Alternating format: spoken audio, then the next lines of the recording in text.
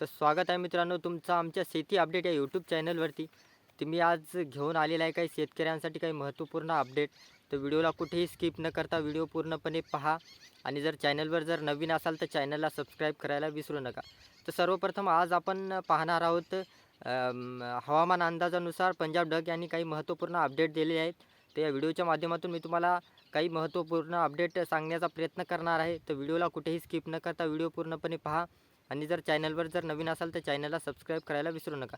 तर सर्वप्रथम मी सांगू इच्छितो की राज्यामध्ये गेल्या अनेक वर्षापासून प्रसिद्ध हवामान अभ्यासक अर्थात पंजाबराव डक यांनी अनेक शेतकरी हिताचे हवामान अंदाज शेतकऱ्यांना वेळोवेळी दिलेले आहेत. पंजाब डक यांनी अंदाज तंतोतंती खरं ठरवलेले आहेत. आणि नुकताच पंजाबरावांनी नवीन अंदाज दिलेला आहे.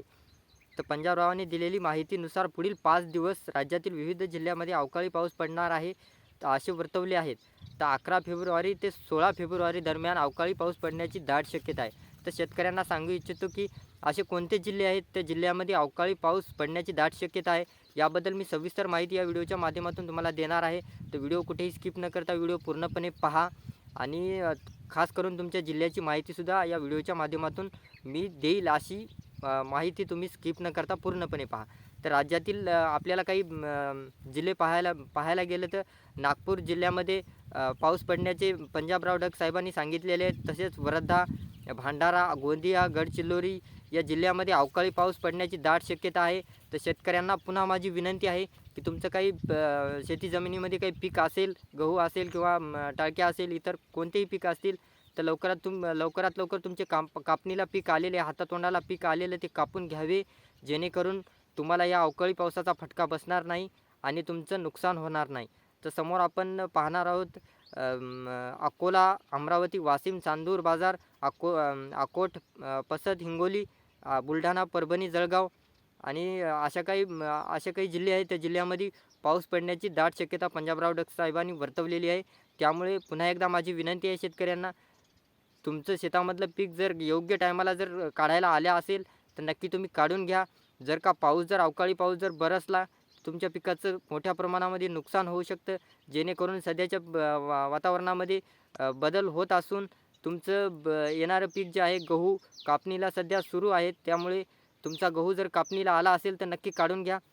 आता आपण बुलढाणा जिल्ह्यामध्ये जर पाहायला गेलं तर बुलढाणा जिल्ह्यामध्ये सुद्धा पंजाबराव डक साहेबांनी पाऊस पडण्याचे वर्तवलेले आहेत आणि गारपीटसह अवकाळी पाऊस पडण्याची दाट शक्यता अशी वर्तवलेली आहे. आणि परभणी जिल्ह्यामध्ये सुद्धा अवकाळी पावसासह गारपीट पाऊस पडू शकतो असं सुद्धा वर्तवलेलं आहे. जळगावमध्ये सुद्धा ह्याच पद्धतीचं सांगण्यात आलेलं आहे. तर समोर आपण हिंगोली जिल्ह्यामध्ये जरी पाहायला गेलं तर हिंगोली जिल्ह्यामध्ये सुद्धा पंजाबराव डक साहेबांनी हेच सांगितलेलं आहे की पाऊस 11 फेब्रुवारी ते 16 फेब्रुवारी दरम्यान पाऊस पडण्याची दाट शक्यता आहे. त्यामुळे हिंगोली जिल्ह्यामध्ये सुद्धा शेतकऱ्यांना माझी विनंती आहे की तुमचं जर पीक कापणीला आला असेल तर नक्की तुम्ही कापून घ्या, जेणेकरून तुमचं नुकसान होणार नाही. तर समोर आपण अमरावती जर पाहायला गेलं तर अमरावतीसुद्धा पंजाबराव साहेबांनी अमरावती जिल्हासुद्धा वर्तवलेला आहे.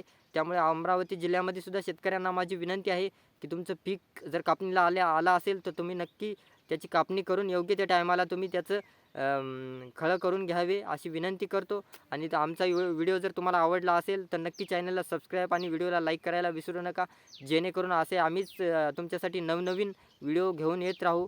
आणि मी असे काही बाजार समिती असतात, बाजार समितीच्या माध्यमातून मी कापूस बाजारभाव, हळद बाजारभाव असे सर्व पिकाचे बाजारभाव व्हिडिओच्या माध्यमातून शेतकऱ्यांना सांगत असतो, जेणेकरून तुम्हाला या बाजारभावाच्या माध्यमातून नक्की तुमचा फायदा होईल. तर मी असेच व्हिडिओ नवीन घेऊन येत राहू. धन्यवाद. जय हिंद.